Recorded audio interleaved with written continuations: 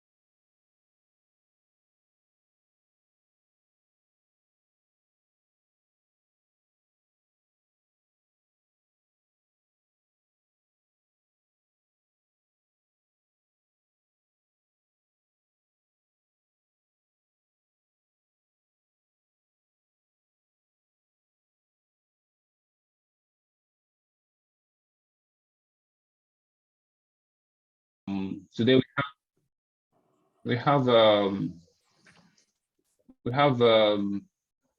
Mrs. Bukola on the call and Mr. Christopher. They both from Platform Petroleum, and then they'll be discussing gas commercialization in a small size asset. It's actually a case study of Egbaoma Field, right? So before we go ahead, I would like to give the floor to the section chair, Mrs. Faramo Koli, to welcome everyone. Section chair. Thank you, Neme. Good morning, everyone. I would like to especially thank all of you for taking the time to join this call. We have seen that a number of people have joined, even well ahead of the start time. We appreciate you, and we know that this is a topic that is very topical for today. We look forward to learning a lot, and I especially thank our resource people who have joined us today to share their experience on a very exciting topic. Thank you, everyone. And with that, I hand over back to Chinemere Okizi. Welcome.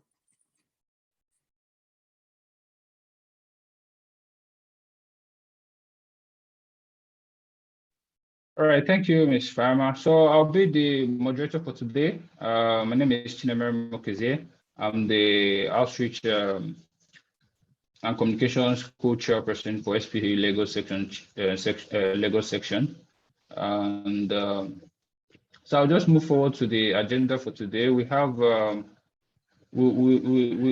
give the safety tips, and after that we have the sponsor's remark.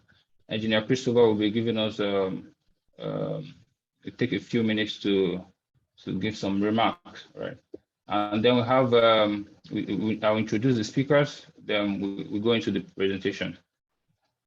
Okay. So be sure that you know you're aware of your surroundings. Avoid eating while while you're in this webinar, and ensure that you avoid necessary distractions, so that you can focus on this webinar, so you can make the most out of it. And as it's always important to to be careful, and it costs nothing to be careful. So with that, I will give the floor to Engineer Christopher to give us the sponsor's remark.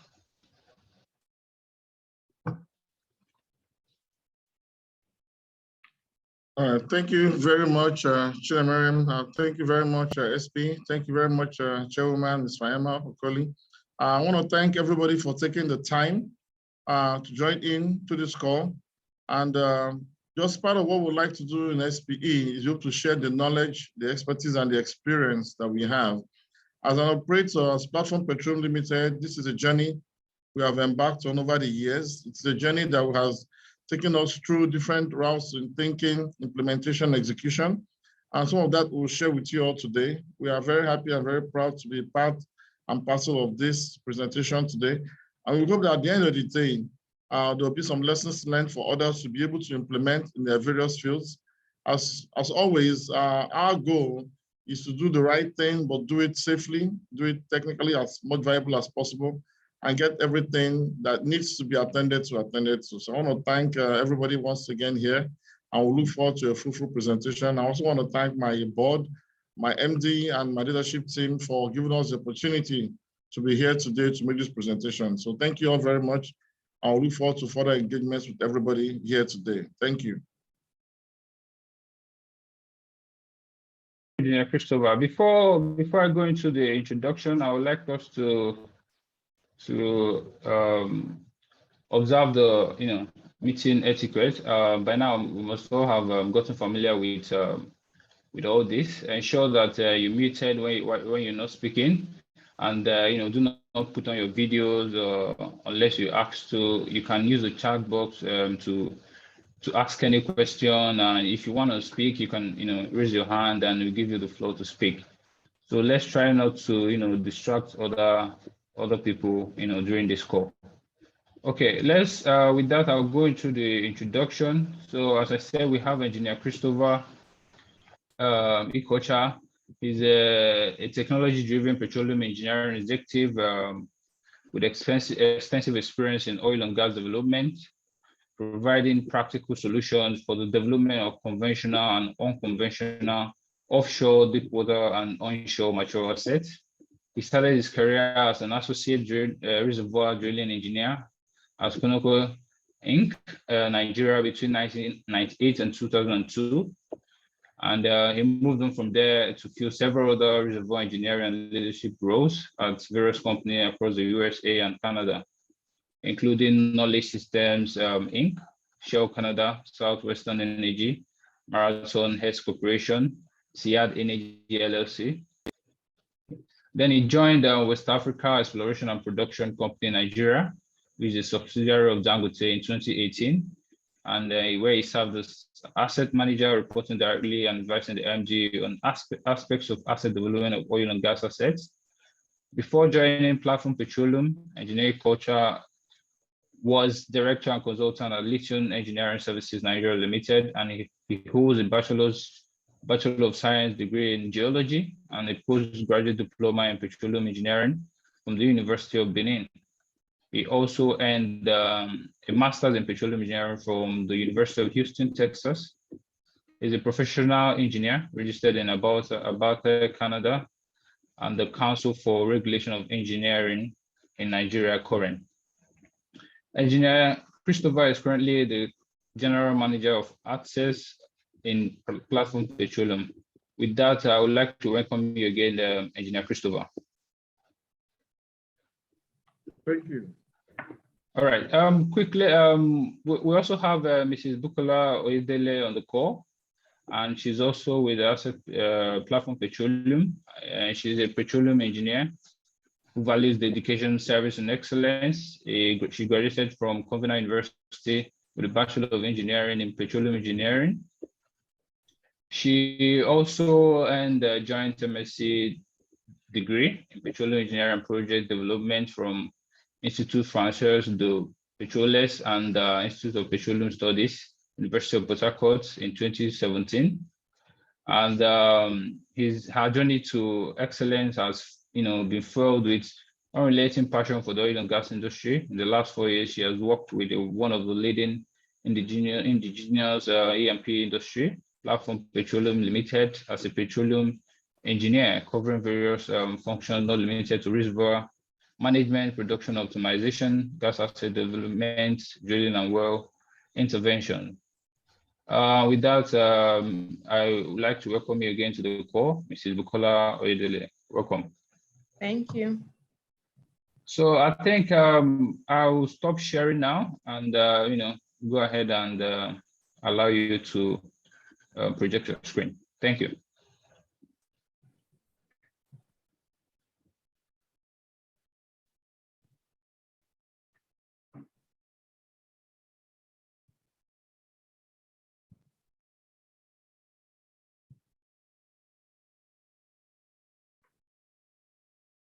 So is my screen visible? Can you see it? Yes, it is. I can see it. Okay. So good morning, everyone. You're welcome once again to this SP webinar. Our discussion for today, the title is Gas Commercialization in a Small-Sized Asset, a case study of Egbaoma Field in OML 38. Once again, just like my GMA has done, we're grateful to the board of Platform Petroleum, the leadership team, management team, and our esteemed colleagues also on this platform for bringing to realization the projects of Egbaoma gas commercialization over the years. Our outline for today, we're going to be discussing overview of Egbaoma Field development activities from 2005 to date, the gas flare metrics, impacts of gas flare, Egbaoma gas commercialization, which is subdivided into 3 phases. And we're going to be discussing the projects in those 3 phases and then the capital projects that we executed to meet the gas obligations that we have from the regulators. A brief overview of Egbaoma Field. Egbaoma Field is located in OML 38 in the Northern Depot Belt of Niger Delta, discovered in 1977 by Shell after the drilling of Umutu-1. The current farmer of the concession is Seplat Petroleum. Platform Petroleum gained operatorship of Egbaoma Field in 2003 after the marginal big grant was awarded to us in joint partnership with New Cross Petroleum. And over the years, we've had a series of developments in the field, which we're going to be taking you through. In 2007, Egbaoma Field was the first to achieve first oil among the 24 marginal fields that were licensed in that year. Also in 2007, we had installation of our flow station plant, where with a capacity of 10,000 barrels of oil per day and 30 million scoop of oil, 30 million scoop processing gas at the flow station. Also in 2007, we had installation of a 32-kilometer line to the group gathering facility and also 18-kilometer export line from the group gathering facility to our facility at Kwale, to the cluster point at Kwale. In 2009, we've had a series of reprocessing and reevaluation of our assessment data. And also, we've carried out about 14 workovers through the course of the years, and we've drilled 3 wells and completed those 3 wells. Egbaoma 8 in 2009, Egbaoma 9 in 2016, and Egbaoma 10 in 2020. Also in 2014, we had our first facility upgrade with introduction of XHP production and test separators and inlets, manifold, and water skimmers. And also in 2014, we built our LPG gas plant, a 30 million scoop per day gas plant, which we are going to discuss, which we are going to show you further during the course of the presentation. Also in 2016, we built and installed a 40 million scoop per day capacity lean gas and wet gas and lean gas metering system, also with manifold fully installed and functional to date. We had, during the course of the year, we had some other projects that we took on. So while we are doing our upgrade, example is the addition of the additional 20,000 storage capacity tank that was installed. And currently, we are on the second phase of our facility upgrade to a 60 million scoop per day processing plant.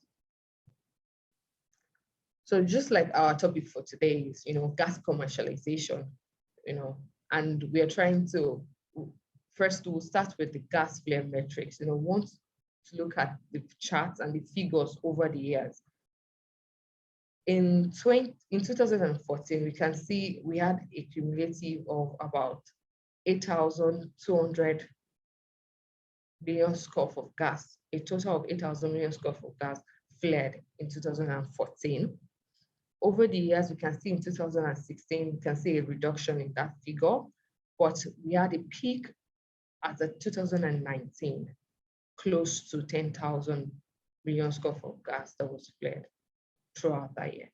This brought the initiative of the gas commercialization project, which we can see as at 2021 had been commissioned and installed, and we can see the figures, at a deep dive years going forward. And this was also enhanced by the regulators, NUPRC, the no zero flare regulations. And we in Platform Petroleum are trying to enhance our reserves and make sure that we have reduction in gas flare over the years. Impact of gas flare. We all know the economic impact and also the environmental impact. Economic impact in the form of you have to pay gas flare penalty to the government, for every scoop of gas that's being flared, there is a penalty that the government has assigned to each operator. And this increases OPEX and also causes loss of cash revenue. And we in platform, we looked at how we can reduce, how we can leverage on this and use the resources that we have instead of adding a waste to the environment.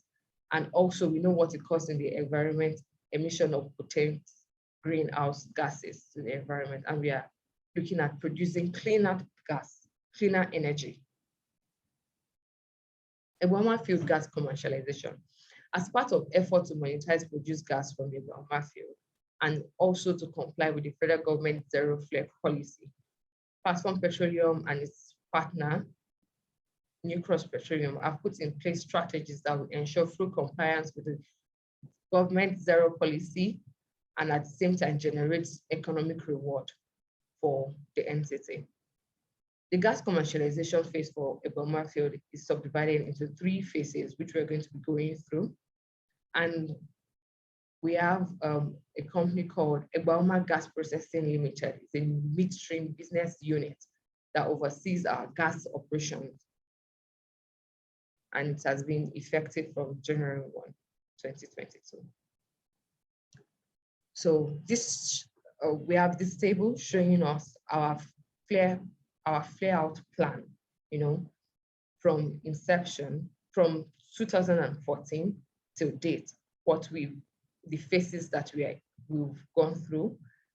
Phase 1, which are subdivided into 3 phases. The first phase, wet gas commercialization. Here we looked at, we looked at installing a 30 million scf per day LPG gas plant, and also a 40 million scf per day wet gas midstream system. So that was for the wet gas commercialization. The second phase was for the lean gas commercialization. We also installed gas metering system and interconnecting pipelines, and we also installed a CNG plant. In the third phase, which is also for the development of the lean gas commercialization, is divided into 2 phases. The first phase and the second phase we were going to be also looking at. Phase 1 of the commercialization was the installation of our gas plant. That's the 30 million scf per day processing gas plant. The byproducts we have from there, we have LPG, which is about 40 tons per day. And then we have propane, about 13 tons per day. And we have NGL, about 180 barrels per day. And we have off-takers other companies that come in and then take the lean gas, which will market in the domestic market. And the cost of the project for Platform Petroleum was close to about 60 million. Also in the same first phase, for the wet gas commercialization, we also had the installation of the 40 million scf per day wet gas metering manifold, which the cost was about $2 million. We had the cost study transfer installed, compositional analysis, flow measurement, and then from there we can transfer our gas from PNG to other off-takers that we have in the system. So I'll hand over to Mr. Chris to. All right.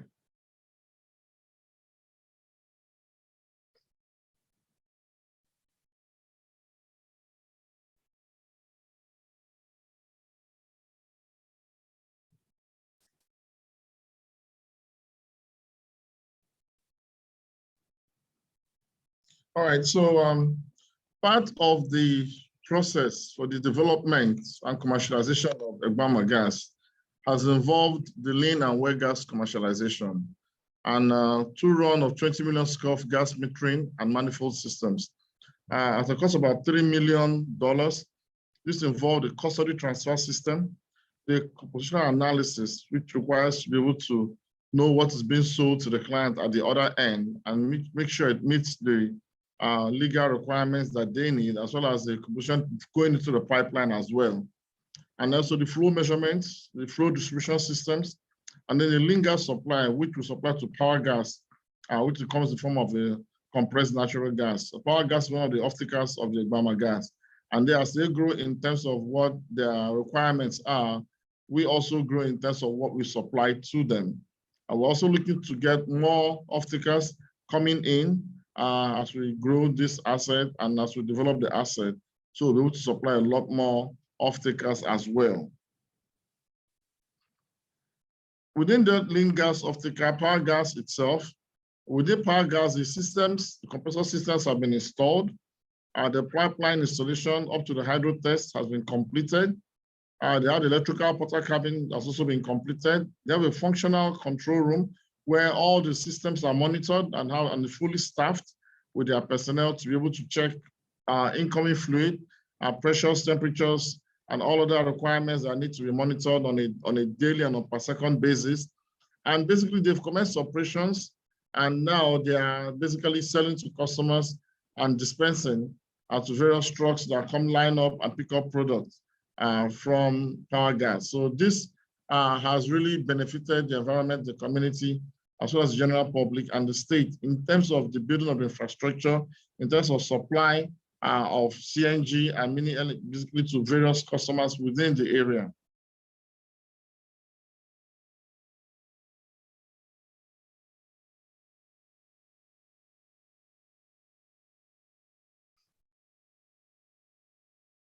And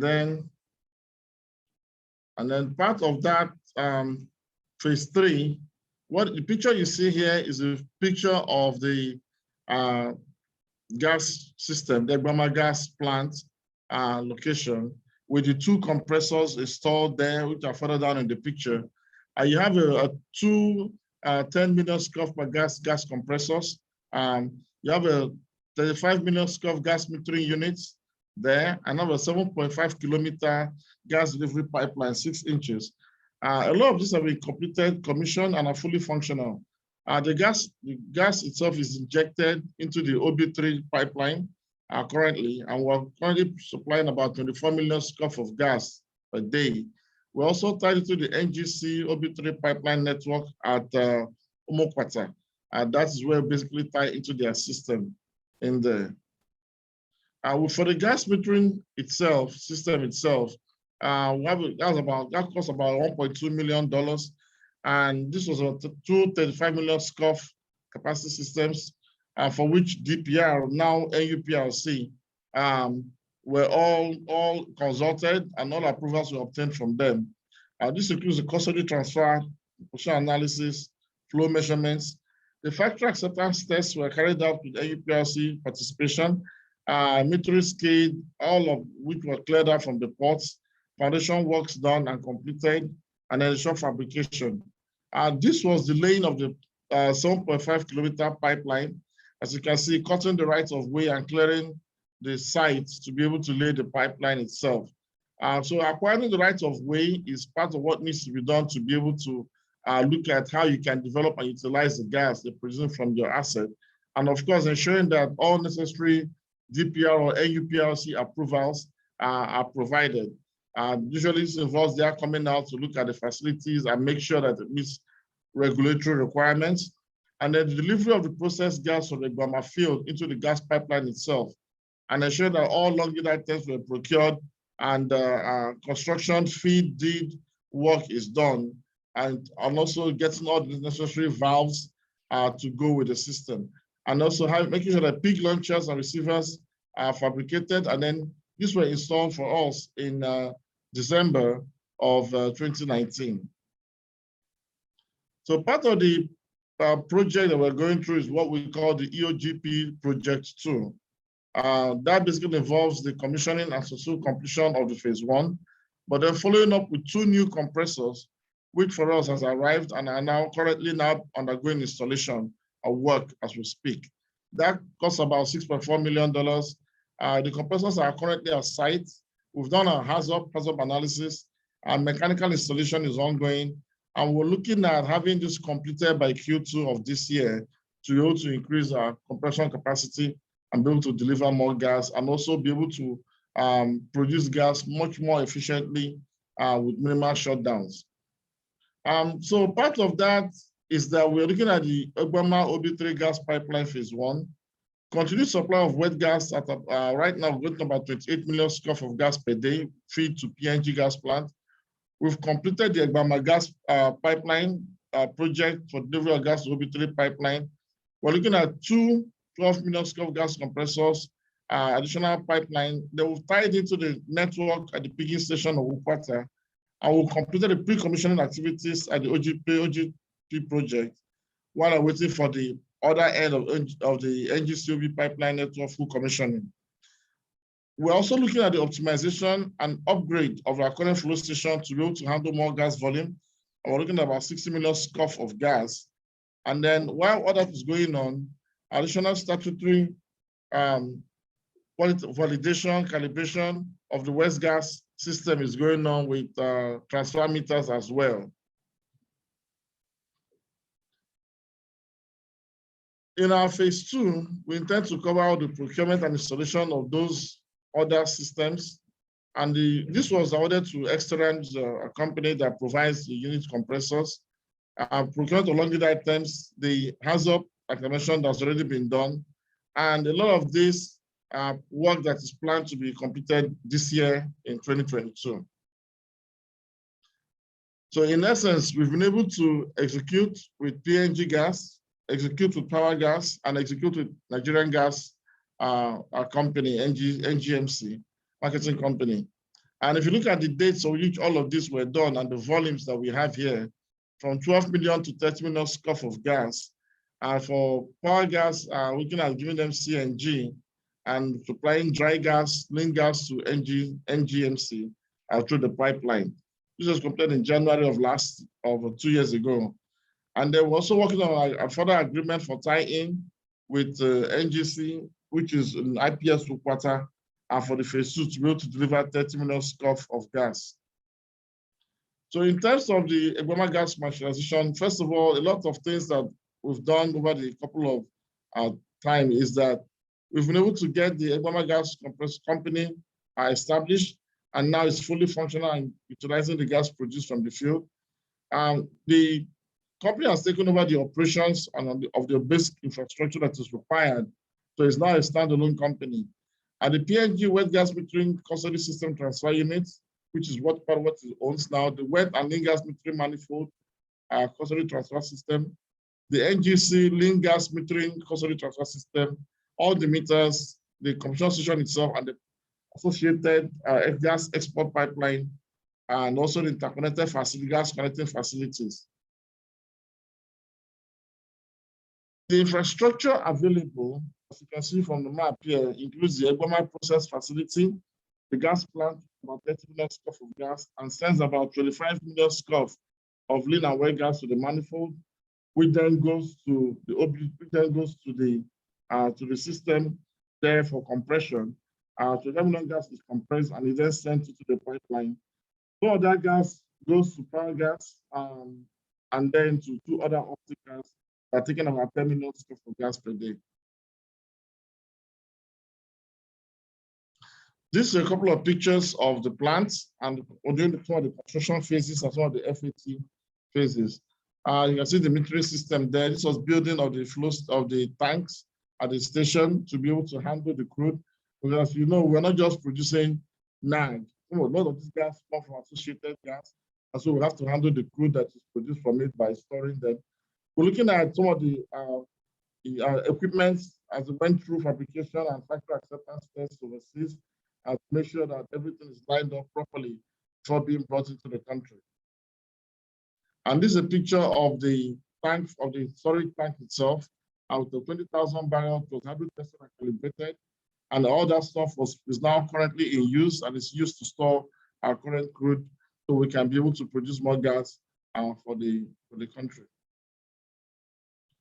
So this closed station upgrade costs about 7.2 million. Now the 26 stabilization units, our factory acceptance tests on all of this, and then planning to increase capacity from 30 million scof to 60 million scof, for which installation is currently ongoing.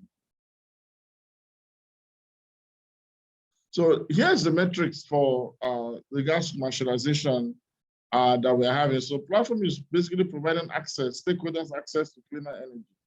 And as you can see from 2021, the percentage of the gas in the Egbaoma Field has reduced drastically from 86% to 13%.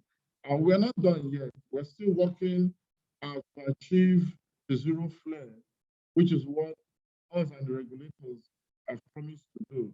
So our work is not done. We've come a long ways to 30%, but we are still working to even go to 0% to ensure that every molecule of gas that we produce is actually harnessed and utilized and is commercialized for both us and for the environment which we protect, and also to make a revenue for the country itself. So I think with that, we come basically to the end of that journey. But this is not really the end for us. This is just really for us the beginning, because we have more things to do in terms of taking Egbaoma gas plant to the future where we really want to be. We're working to get there. And like I said, it's a journey. And we thank you very much for giving us the opportunity to share that journey with you. And with that, I say thank you. And I and my co-presenter will hand over back to Chinemere for any questions. Thank you very much. Okay, thank you, Engineer Christopher. As I said earlier, if you have any questions, you can put it on the chat box. If you also want to speak, you can raise your hand. I'll give you the floor to speak. So, Engineer Bukola, I mean, there's a lot of work, going on at Platform Petroleum, and the whole goal of the Sustainable Development 7 is to ensure everybody has access to clean and affordable energy. And I see that Platform Petroleum are working towards that direction. And I really commend your team for that. And with that, I would just like to ask a question, and it's more like a general question. Yeah. So there's been a lot of projects, to ensure that gas that's being produced from Egbaoma Field, that is being commercialized. So my question would be, what can you say, that's enabled this particular change for Platform Petroleum in terms of commercializing the gas that's been produced from Egbaoma Field? Okay, I'll take that question. I think the first thing we have to understand is that as a country, we are looking at a resource that is abundant in Nigeria in terms of the available gas. And for any company in Nigeria, and for anybody living in the Delta, where you wake up and see gas flares, I think a lot of us are conversant with what those flares look like. However, because of the fact that we are flaring, basically you're burning dollars is what you're doing. And if you know the value of the dollar, you wouldn't be burning it. And so the idea of converting burning dollars to actual dollars in your bank account was a no-brainer for Platform. However, the challenge is where the fact of the location of the plant, 1, 2, the requirements for infrastructure and capital. So first of all, understanding that you might want to go into gas commercialization, but then you have to ask yourself, where's your nearest facility to tie into? You need to process the gas. What is the specification of the gas required by the end user? You have to have a contractual obligation, a contractual agreement to supply gas. Gas, unlike oil, is not something you store in a storage tank. It is something that you have to basically send to market. And for us, it was about tying up the loose ends in terms of the end users that would want to take the gas, in terms of the number of people and the volumes that they are committing to take. As you're aware, when we open up our reservoirs that will produce associated gas, we have to manage the reservoir in such a way that we do not produce excess gas that ends up being flared. So those have to be put into the contract in terms of what the end user wants to take, 2 million, 3 million, 10 million scf of gas per day. So we'll build that into our reservoir management module and then find out, can we deliver that volume to them? And if we can, then how far off are they in terms of laying the pipeline? Who pays for the pipeline?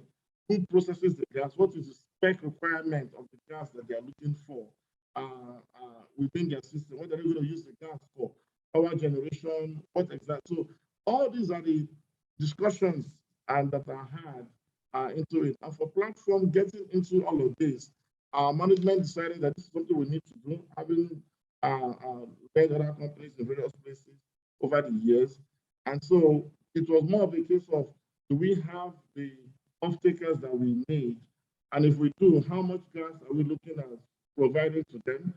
And can they handle the volume that we can actually deliver? Once I agreed with them in writing that all of this was possible, then it would essentially mean that we could then come into laying the pipelines, building the flow station. As we've tried to show you the cost of each phase, what it costs for each of those phases. Those are amounts you have in dollars, not in naira. And those are capital-intensive projects, which means you need to have the financial muscle and the backing to be able to deliver that and be able to execute on that and complete it to deliver to the client. So for platform, yes. Sorry to interrupt, Engineer Charles. We are losing your audio. Can you move closer to the microphone, please? Okay, is this better? This is Okay, better. yeah, Thank you very much. better, yeah. Thank you. Great. So what I'm saying is that for platform petroleum, these are the key ingredients. It's kind of like you want to make a soup. For us, making a soup in which we call it Egbaoma gas has been about getting the end users in terms of the volumes they need, and for us to be able to lay the infrastructure to get to their end. PNG is taking a good chunk of the gas, but so is NGC, because NGC will be able to tie into NGC line. We'll have to lay the pipeline to get to where NGC is and tie into their system. We'll be able to work with them in terms of their specification for the gas that they need at their end, and run periodic tests to make sure that we meet the contractual obligation of what we've agreed to supply to them at the required pressure. And so having the compressors come in to be able to boost the pressure to be able to supply gas that is required to them.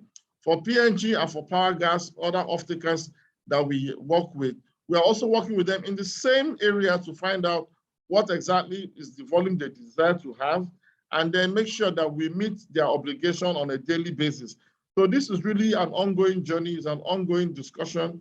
And as we work with them and also bring in more off-takers, we intend to expand our capacity, we intend to increase our volume once we get off-takers coming in. Ours is to manage the reservoir to deliver the gas effectively. However, ours also is to manage the reservoir to make sure that whatever we get up to that reservoir in terms of gas volumes, we do not flare. And that is where we're working with the regulators to be able to achieve that feat this year. Thank you. All right, thank you, Engineer Christopher. That was a very, elaborate answer. So we have a few questions on the chat, and we have a few persons that would like to speak. But I'll just ask two questions from the chat. I still have a few questions, but let me just ask a few questions from the chat. So one of the questions we have here from in one of the slides that Bukola shared earlier, the slide that showed the projection for the gas that was flared in, I think 2015 or 17, I'm not sure, but that was showing around 8 billion scf per day. So I don't know if they're asking if it's correct. Can you go back to the slide and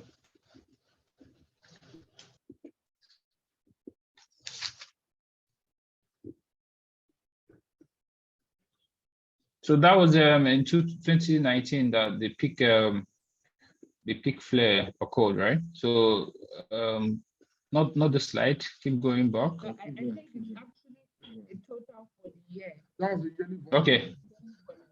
Okay, for the year. So the yearly volume was 8 billion. Yeah. Okay, thank you. So another question. Yeah, this is the slide. Thank you. Okay, so that's for the year. We can't hear you, sir. The unit you see in terms of the gas rate is stated in SCF per day. That's a million scoff per day. But then the value you're seeing is about 8,000, which basically means it's 8 billion standard cubic feet of gas. But that's the volume for the year. For the year. Okay. All right. Thank you. So we have another question here, and it says, is the sales gas associated gas, or have you had to drill non-associated gas wells to meet gas demand? Sorry, please repeat the question. So the question is asking if the gas that's been commercialized, is it associated gas, or are you drilling non-associated gas wells to meet the demand? Okay, for now, we have associated gas wells. And for the future, we're looking at drilling non-associated gas wells. But for now, the wells that we are producing this for our current phase right now is the associated gas wells. Okay, I think that's brilliant. Okay, we have Emmanuel Udofia who wants to ask a question. Dio, can you unmute Emmanuel so that he can speak? Please go ahead, Emmanuel. Yeah, good afternoon. The name again is Emmanuel Udofia from Sunesis Energy. Chris, Engineer Chris, good to see you again. And I'm so happy about the great job your team is doing. Thank you very much. The question I have is a very simple one. It has more to do with the era we are. We are in the era of business transformation with the aid of technology. Is it possible to share at a very high level, very, very high level, your technology roadmap that will aid this great job that you are doing? Okay. Technologically, we are in the era where a lot of things are happening.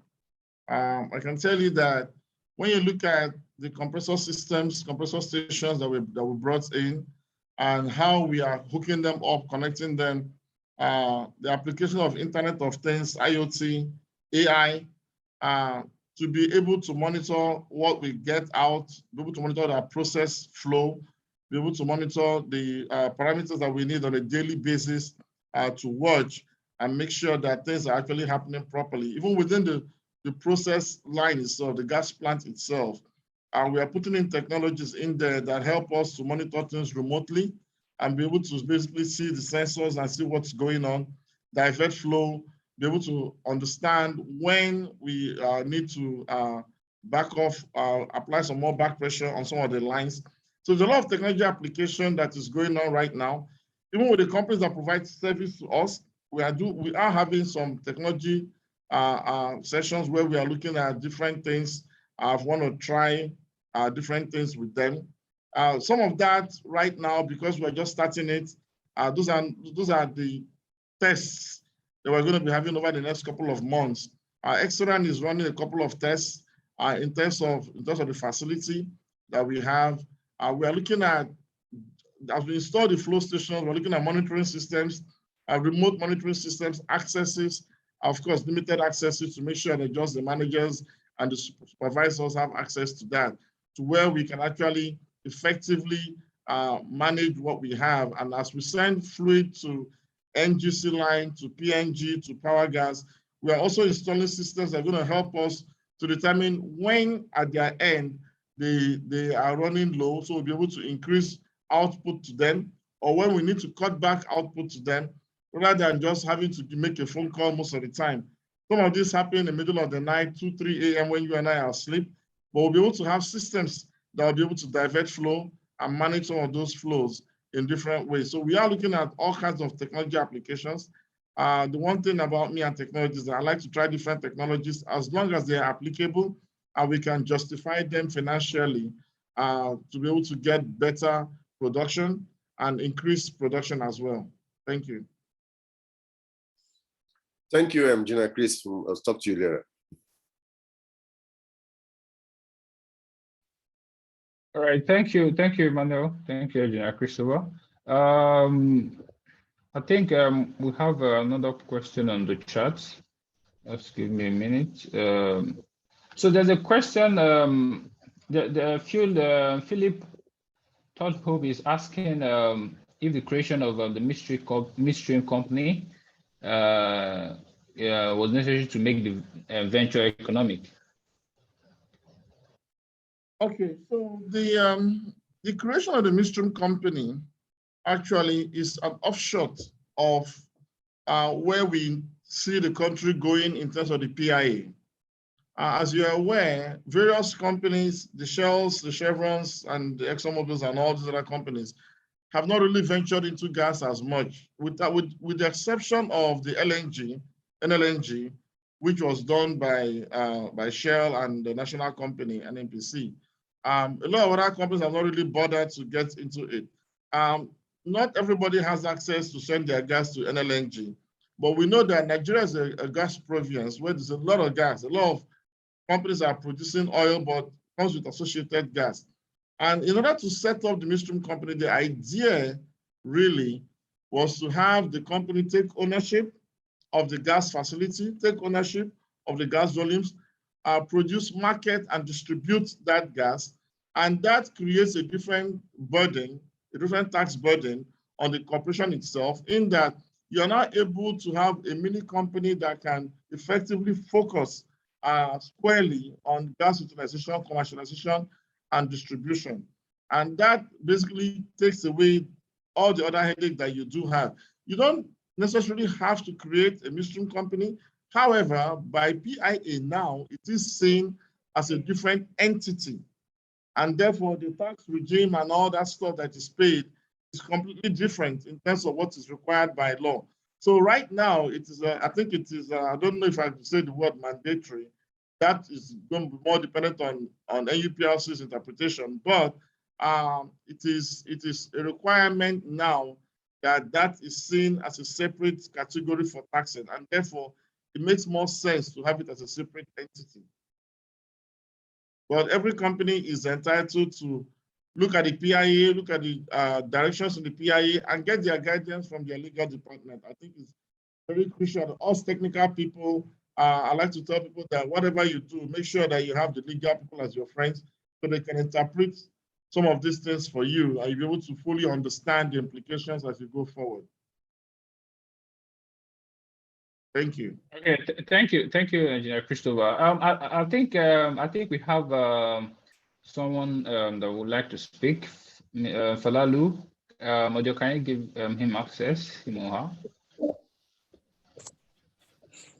Thank you, moderator, and thank you, Chris and Buki. I just want to ask these few questions. The first one is, there's a slide where you showed gas produced, flared, and commercialized. Can you kindly go back to that, please? Let me just. So I realize you have, sorry, am I audible? Can you hear me? Yes, we can hear you. Yeah, you are. Okay, so where you have a chart up to 2022 or so. Yes, Yeah. yes. Okay, so I realize your production was good actually in 2020, despite the impact of COVID generally on the business. Yeah. But we have a drop, or we had a drop in 2021, where expectedly in Nigeria, at least, we have actually had progress over 2020. Can you kindly give us why you had that drop in production in 2021, although you had a remarkable flare performance? And what do you envisage in 2022, having almost conquered COVID? Secondly, sorry, recently, insecurity or asset insecurity has affected many companies in the industry. How has that affected you, and what do you think we need to do as a nation to actually overcome this in order to optimize our resources utilization? Then finally, the PIA has come, and then for some of us, we think it's more of a gas bill. do you think it's going to positively impact, especially small gas asset ownership and management in the country? Thank you. All right, thank you very, very much for the question. I think the part that you raised in terms of the production. Engineer Christopher, I can hear you. All right, so the part that you raised about the production, we'll try and address that first. And then what happened really was that you had, as you said, this is an associated gas production system. And so with that comes oil and water.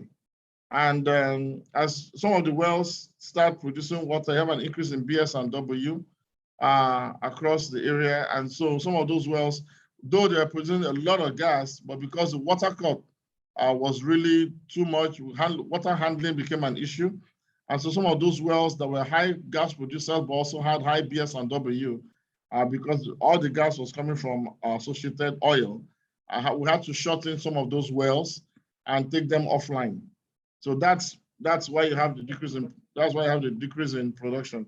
And so some of those wells are still shutting because of water handling issues and also storage capacity for the crude. And also the fact that the pipeline in 2021 that we evacuate from the UPIL and the Eogp brass line has several issues for which the Eogp brass line was shut in from more than half of the year. From about May of last year, the pipeline was shutting up till February of this year when it was opened. And so we could not evacuate crude, leading to the fact that we basically had to shut in a lot of our wells just to curtail production. And so that led essentially to a decrease in production as you see in 2021. This year, that line has come back on. However, it has been a bit epileptic throughout February till now. And we've hardly had a complete 1 or 2 weeks where it is not down. The same thing for the UPIL Umugeni pipeline as well, which we relied on a lot more last year. We've also had some issues this year where it's been down. So a lot of this has been evacuation challenges in the Niger Delta. And when you're producing from an associated gas stream, we do have to account for all the oil and all the water as well. And so where we cannot evacuate the oil and handle a lot of that water, we find out that we have to shorten those pipelines that do deliver a lot of our gas volumes. So that's on the first question.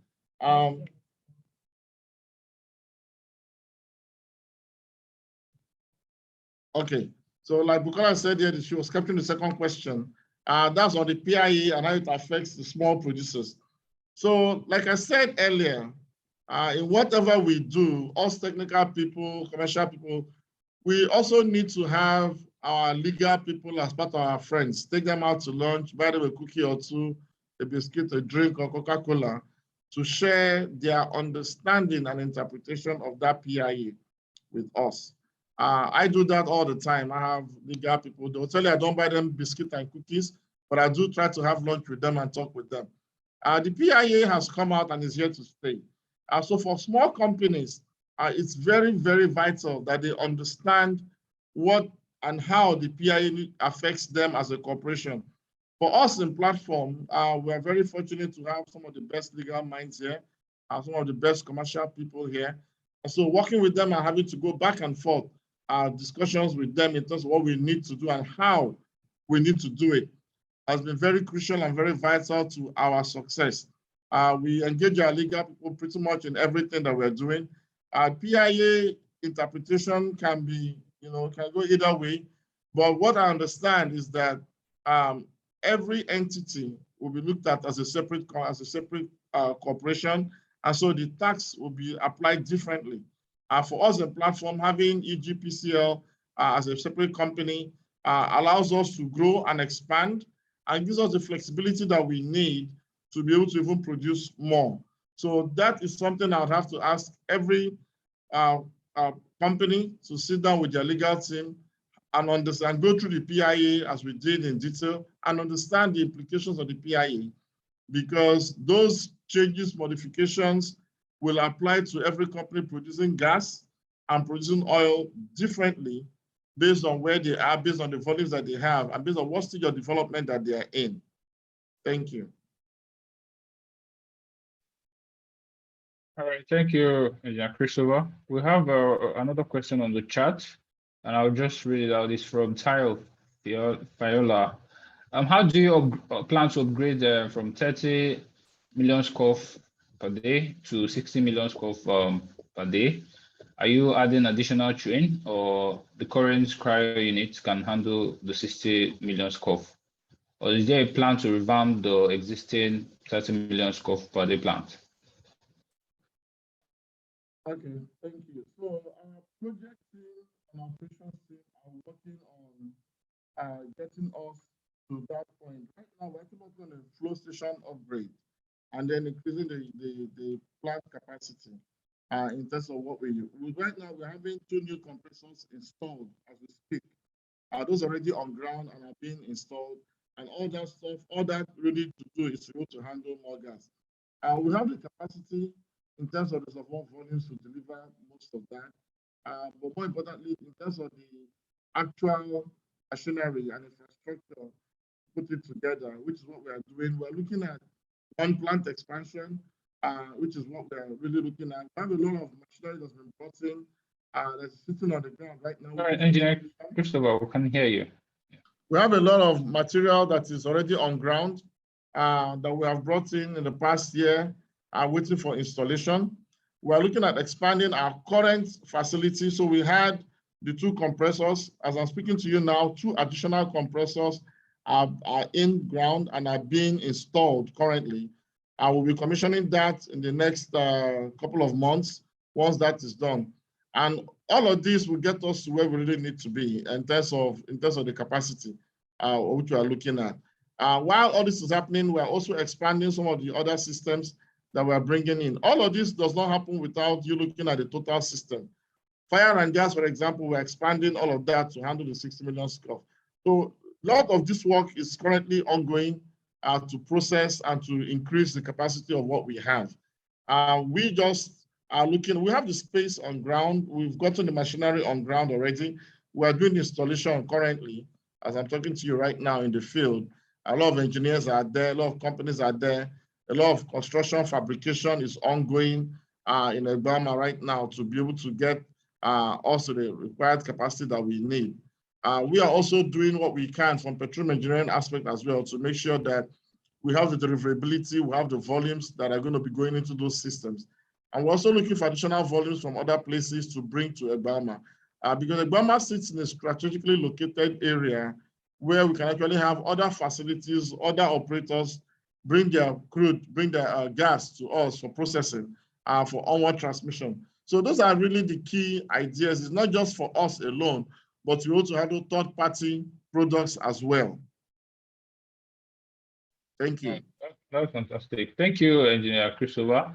Before I give, I believe Nene wants to ask a question, but before I give her the floor, allow me to take you back to the PIA discussion, right? So, I mean, the PIA basically tries to, solve the gas issue you're having in the country. And we can all agree that gas is a very key resource, in terms of Nigeria's transition plans, right? As was also mentioned by the Vice President last year. So my question is, one of the, there are a lot of problems in the Nigerian power sector, and one of the problems that many people have highlighted is the low feedstock, right, to the gas plant. So what are the plans for? Are there plans? Are you guys putting any plans together? In order, there at Platform Petroleum, in order to help solve the power issues we're having in Nigeria? All right, thank you very much. I remember as a child growing up in Nigeria, I was told that anytime NEPA took the light, we said off NEPA, and then somebody said Kainji Dam was low. We've gotten to a place in technology and development across the globe to where most countries don't depend on their dam anymore. You have gas powered turbines. You have natural gas that is fed into the system. I think it's really a lot from our perspective as platform. we intend to supply every molecule of gas that we have to the system, to the grid, to the NGC, to utilize to power the country. That is our commitment. That is what we've been doing. That's what we are doing right now. Now, within the system, within the federal fabric, our social framework, where the gas goes through and how it is utilized, that part we really do not control. We, on our own end, provide all the gas that we have to NGC, and it goes into their system, and I guess it finds its way for power generation at some point. But I think what really needs to happen is the NGC or NGMC needs to come up with a forecast. What we do in other countries, in the United States, for example, where we have center point energy supply gas to most of Houston area and Texas, we have a forecast of gas utilization expectation for the year. And what we do is we drill wells to develop and make sure that we have enough gas stock feed into the system, because we can't really store it. We just make sure that we have enough network connection, and we'll have our forecast for the summer and the winter, where we know we utilize more gas for heating and cooling of the houses at various times of the year. Those forecasts are made, and they will put certain factors in them in terms of population growth, expansion, development, and what have you.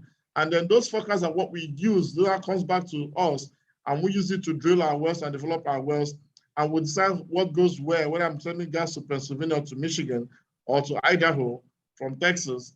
My responsibility is to make sure that I have enough gas volume to do that. We haven't got to that stage in Nigeria yet, but that is what I envision for Nigeria. I think we should be able to build that framework to where we'll be able to know how much gas we need for each of the seasons. And we don't have to have it to the molecule, but we can at least get a forecast for what we do, both in the United States and in Canada, to be able to supply the homes, supply the national grid with what is required in terms of the volume it needs to keep power on. So we are open to discuss that and provide ideas on how that can be done. But in terms of what gets to the national grid, we provide as much as we have to the national grid to power the country. And we'll continue to do that with every molecule of gas that we get. Thank you. Well, I think I will take the question from Neneze now. Audio, can you give us the floor, please? Okay. Hello. Yes, please go ahead. Hear you. All right. Thank you very much, moderator. Good afternoon. And good afternoon, Mr. Chris and Mrs. Bukola. Thank you for the presentation. So we understand from the presentation that currently you're commercializing associated gas, which is highly dependent on crude oil production and the availability of your facilities for crude oil production. So the question is, how do you manage availability for offtake in your respective offtake agreements you have with your buyers? I know you have a 20,000 barrel storage threshold from this presentation. So when you exhaust that storage capacity, how do you ensure that you still have gas for offtake under the respective agreements that you have? And does this impact on the pricing you have to negotiate with your off-takers from your experience so far? Grateful for you to share. Thank you. All right, thank you very much for that question. So what we do have, correction, is a 40,000 barrel storage tank. We only show the 20,000 barrel tank, which is one of them, additional tank. And since the joining platform, we're now tossing around at the idea of building additional 20 to 40,000 barrel storage tank in addition to the 40,000 we have already. That's something we're discussing in-house in terms of capacity and reservoir management and volumes and surface productions. Now, so because of the fact that it's an associated system, it comes with water, all of this, like I said, the total system management, everything has to be managed optimally to be able to get things to the point where it really meets our requirements. One is the fact that because we already have the gas contracts signed, that's one of the first things that you do for gas development and deliverability, is to have an offtake agreement signed, a GPSA, gas sales purchase agreement, You decide how much the dollar is going to be the dollar per MSCF of gas that you're going to sell your gas for, the composition of the gas is going to be delivered, and various other parameters that are discussed in there. Because again, it has to be at a steady, flat plateau production for the duration of the contract. Gas contracts are not things that you sign for 1 year. Those are long-term contracts. So 10, 15 years contracts are usually what they are. And so with that, we know what we're going to be delivering from the reservoir management perspective of what is required. And then on surface, we make sure that we meet the requirements compositionally to make sure that everything basically meets our contractual obligation. So monetarily, we already know how much we're earning from gas by day on a day rate volume basis. We know what we need to deliver, so we manage our wells to make sure that we optimally produce the wells to the point where they deliver the required amount of gas. And if one well is not producing as expected, typically reservoir management will go to run a well test on the well, find out what's going on. If we need to bin up or bin down or put another well into stream, we do that as well to make sure that the gas production plateau is kept, because that is the basis of our contractual obligation to our off-takers. Secondly, just because we're producing oil, it also means that we're producing water, and that water has to be treated and disposed of at some point. The storage tanks you see are only meant to handle the oil. The gas goes into the system and goes to various gas processing stations. PNG takes the wet gas, it takes a complete stream, strips out the high ends, the CNG, LPG, propane, and all that stuff, and gives us back the dry gas, which we now send to the OD3 line to NGMC, and it goes basically to the power grid and to the nation. We take back the condensate and work with that. Now, the main thing about all the gas that you get is that whether you're getting AG or NAG, in terms of AG, you have oil to worry about, and you have evacuation challenges to worry about, because you're either going to store it in storage tanks like we do, but there are times when, like last year, when the pipeline wasn't working and the storage tanks were full, and we had to start looking for alternative evacuation routes. What that means then is that you'd only have to be able to get out a certain volume on a weekly or daily basis. And so your well production would have to go down. Either you're going to have to bin down the wells or shut some of those wells in. And the reservoir doesn't really enjoy a lot of that kind of shutting when you're trying to optimize your reservoir performance. So, but it is what you have to do to manage your tank top space. And so tank space becomes a big issue in terms of associated gas, because you can only produce so much and you can only sell what is required. Anything excess of what is required or what is contracted, you do have to send to FLER. So that is part of the challenges that you have to work out in terms of writing a gas contract or working with an off-taker. For us, we're doing our best we can to make sure that we minimize the gas volume that we produce to just what is contractually required. And that means we have to do a lot of reservoir surveillance on a daily basis. Bukola has something that Bukola has her head in every day. She gets to the office, is to first sit down with the other engineer, that's the reservoir engineer, and do reservoir surveillance and be able to say, what are we going to deliver for this well for this week? And we make sure that we can do that continuously, because that assures us of the volumes that we're producing. And so we don't end up producing excess volumes that goes to FLER, because FLER for me is really a waste. It's a waste of company resources. It's a waste, basically you're burning dollars, which is what we've committed to not to do. We will not burn dollars.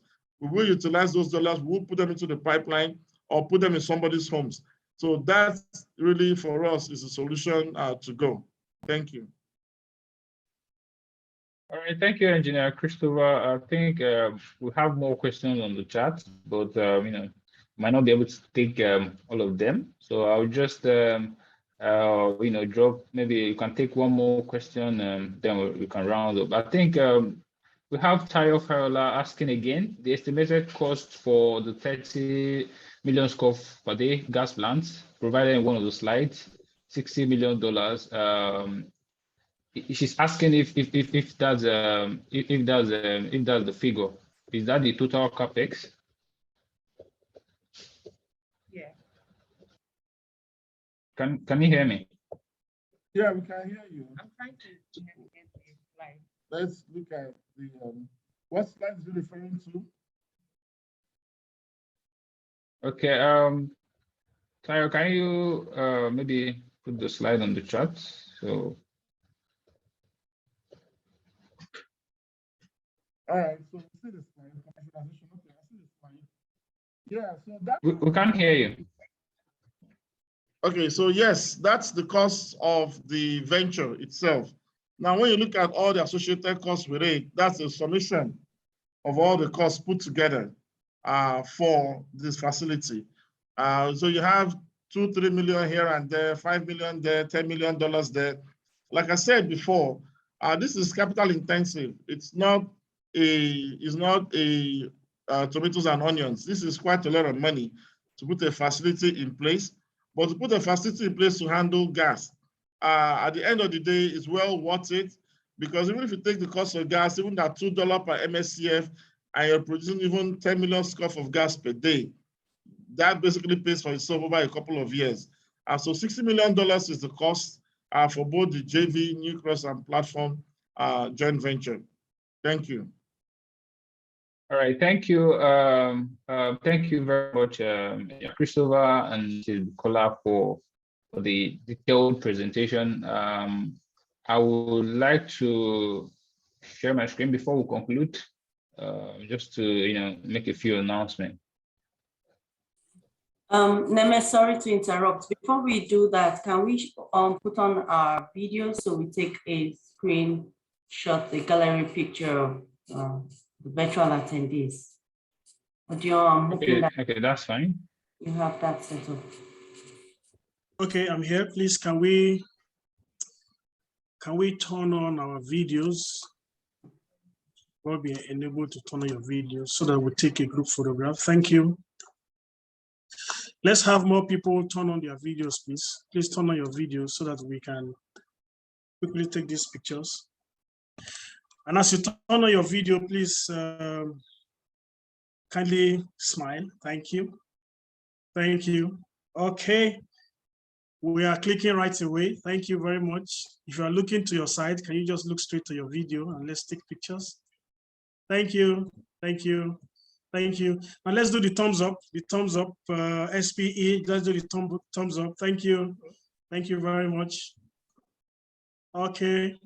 So audio notes that there are different pages. Yeah, I know. I'm clicking. I'm clicking and taking them as well. Thank you. All right, thumbs up. Keep the thumbs up. Thank you. To the next page. Okay. All right, nobody's here, but I'll take okay, one more.